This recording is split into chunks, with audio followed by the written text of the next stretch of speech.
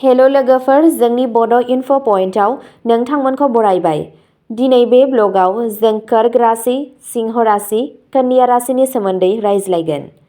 सानफ्रोमबो गाहाम देहानि राहानि सोमोन्दै बर' रावजों भिडिअ' नायबाय थानो थाखाय ब्लगखौ लाइक, शेयार आरो साबस्क्राइब खालामनो दाबाव।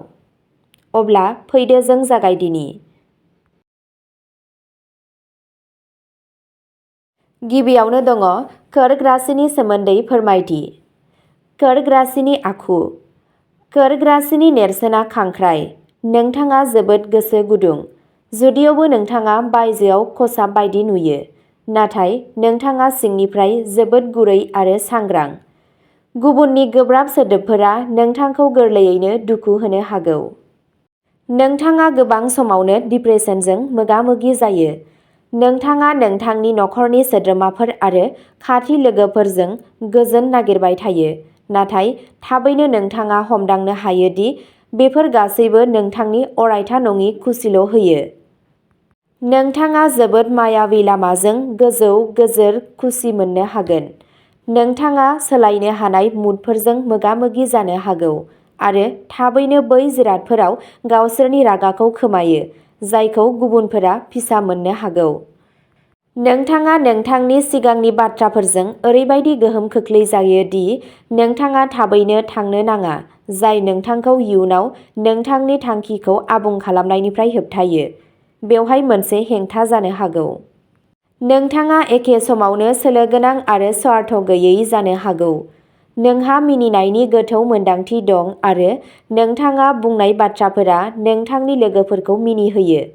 नोंथाङा सासे नखरारि सुबुं आरो नोंथांनि न'आ बुहुमनि बयनिख्रुइबो गोनांसिन मुवा।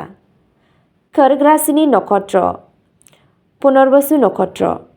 बे नक्षत्रनि मोदाइया अदिति आरो स्वामिया गुरु। बे नक्षत्रआव जोनोम मोननाय थागिबिफोरनि देहाया आबुं जायो।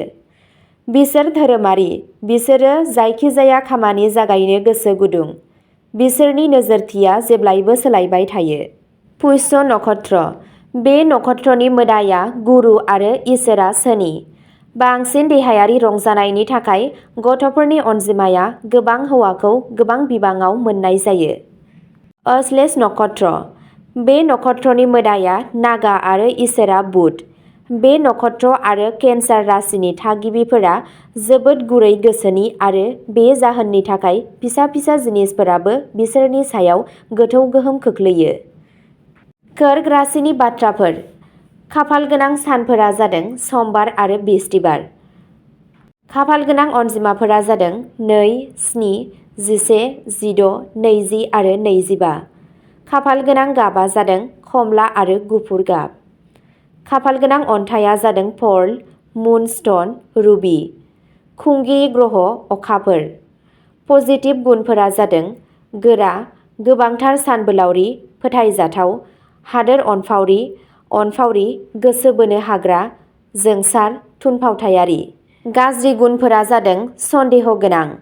सावस्रि जिंगाया कर्क राशिनि सुबुंफोरनि गोसोआरि। बिसोर हेंथाफोरजों मोगा-मोगि जानो गोनां जायो।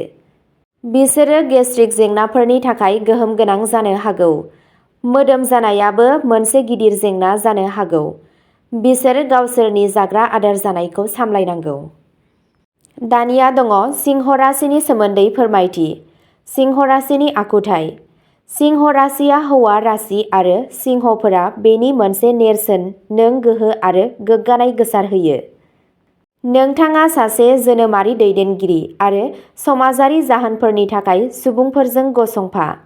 जेखि जाया मानो नोंथाङा बांद्राय गोसो गुदुंयै खामानि मावनो गोसो गुदुं आरो मोजां मोननाय आरो बाख्नायनायनि लुबैनायजों थुलुंगा होजायो।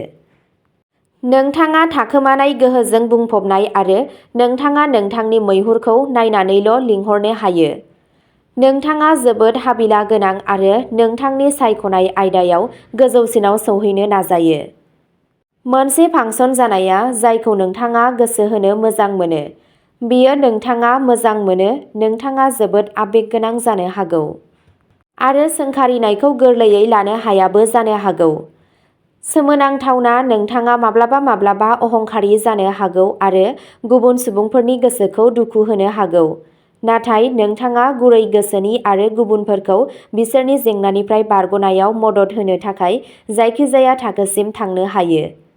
सोमोन्दोआव नोंथाङा नोंथांनि उदांस्रियाव गोरोबथा खालामनो हाया। नोंथाङा सासे जोथोन लाग्रा बाहागोआरि जानो हागौ। नोंथाङा समायना सुबुंफोरनि फारसे गोसो बोनो हायो आरो समायनाखौ बाख्नायो। सिंह राशिनि नक्षत्र माघ नक्षत्र।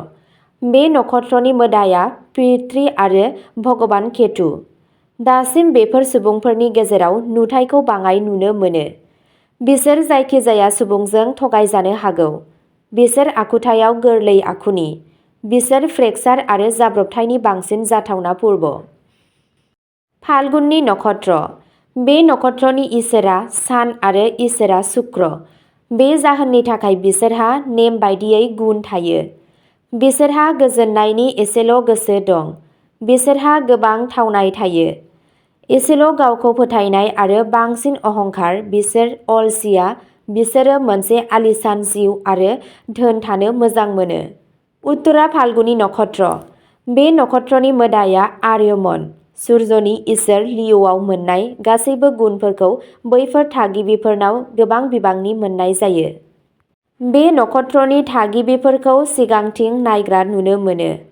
सिंह राशिनि तत्वफोर। खाफालगोनां साना जादों रबिबार। खाफालगोनां अनजिमाफोरा जादों 1, 4, 10, 13, 19 आरो 22। खाफालगोनां गाबफोरा जादों सना, कमला, गुफुर, गोजा। खाफालगोनां अन्थाइआ जादों डायमन्ड, एम्बार आरो रुबि। खुंगिरि ग्रहआ जादों सान। पजिटिभ गुनफोरा जादों गाव सांग्रां, मिजिं गोनां, मोजां मोनग्रा, गेदेर, फोथायजाथाव। आरो नेगेटिभ गुनफोरा जादों हिंसायारि, अहंकारि, गोसो गैयै, गोग्गानाय। नोंथाङा बिखानि बेरामजों नाख्रेबजानो हागौ। सासे दुखु गैयै सिंह राशिनि सुबुङा डिप्रेसनजों मोगा-मोगि जायो आरो बेनि फिथाय महरै बेयो बांसिन जानो हमो।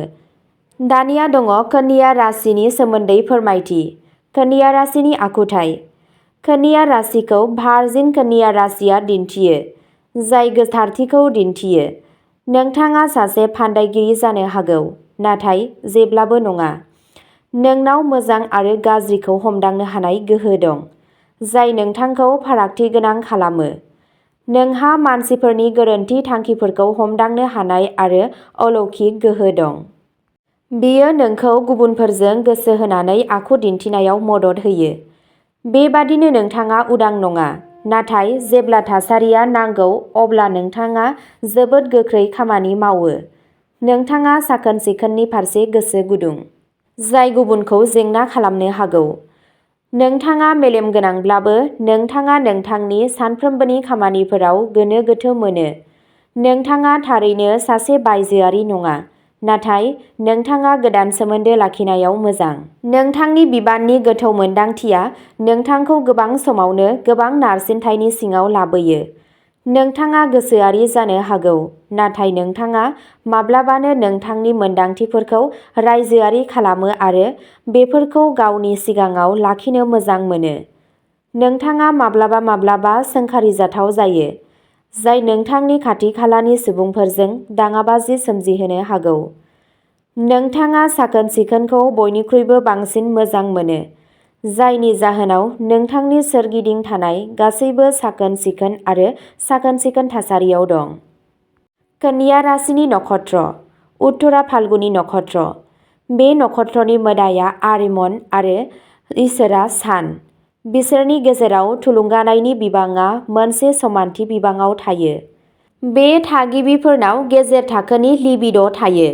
कन्या राशियाव मोननाय गासैबो गुनफोरखौ बे थागिबिनि सुबुंफोरनाव मोननाय जायो। हस्त नक्षत्र। बे नक्षत्रनि मोदाया सान आरो इसोरा चन्द्र। बे थागिबिफोरनाव गोबां गोसो बोनो हानाय गोहो आरो सानबोलावरि गोहो दं। बिथाङा थुनलाइ, देंखो आरो आरिमुआव गोसो होयो। बे थागिबिफोरनाव गोबां गुनफोर दं, नाथाय फेलें जानो गिनाय दं। बिसोरो गावसोरनि खामानिखौ जोबोद बावसोमनायजों खालामो। बिसोरो गावसोरनि सिगाङाव थानाय सुबुंनिफ्राय एसेबां अननाय मिजिं थियो, जेरै बिसोरो खालामो। चित्रा नक्षत्र। बे नक्षत्रनि मोदाया बिश्वकर्मा आरो इसोरा मंगल। बिसोर आखुखौ जोबोद मोजां मोनो।